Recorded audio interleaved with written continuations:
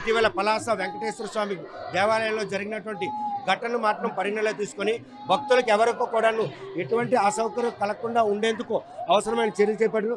భద్రత విషయంలో కూడాను పోలీసులు ఎటువంటి ఏర్పాట్లు చేశారనే విషయం సిఐ గారు కూడా ఇక్కడ ఉన్నారు. చూస్తే భద్రతా పరంగా ఎటువంటి చర్యలు చేశారు? భద్రతా విషయంలో చర్యలు తీసుకోవడం జరిగిందండి. ఇప్పుడు బయట కూడా మనకి ఎంట్రన్స్ గేట్ దగ్గర కానీ లోపల కానీ ఇక్కడ ప్రెజర్ పాయింట్ ఉంది. మనకి ఉత్తర ద్వార దర్శనం దగ్గర ఇక్కడ కూడా వెంకటేశ్వర స్వామి పెట్టడం జరిగింది. భక్తులు విపరీతంగా రావడం జరుగుతుంది. వాళ్ళకి ఎలాంటి అవాంఛనీయ సంఘటనలు జరగకుండాను వాళ్ళకి ఎలాంటి అంతరాయం కలగకుండా చూసుకోవడానికి మా ఎస్పీ గారు అన్ని రకాల భద్రతా ఏర్పాట్లు చేశారు. 2 టౌన్ సిఏ గారి సమక్షంలో నేను మా స్టాఫ్ 2 టౌన్ సిఏ గారు 2 టౌన్ పోలీస్ స్టేషన్ సిబ్బంది అంతా కూడా మేము ఇక్కడ వర్క్ చేయడం జరుగుతుందండి. ప్రస్తుతానికి ఎంత క్రౌడ్ వచ్చినా కూడా పీస్ఫుల్గా మేము దర్శనాలు చేయించగలుగుతున్నామండి. Thank you.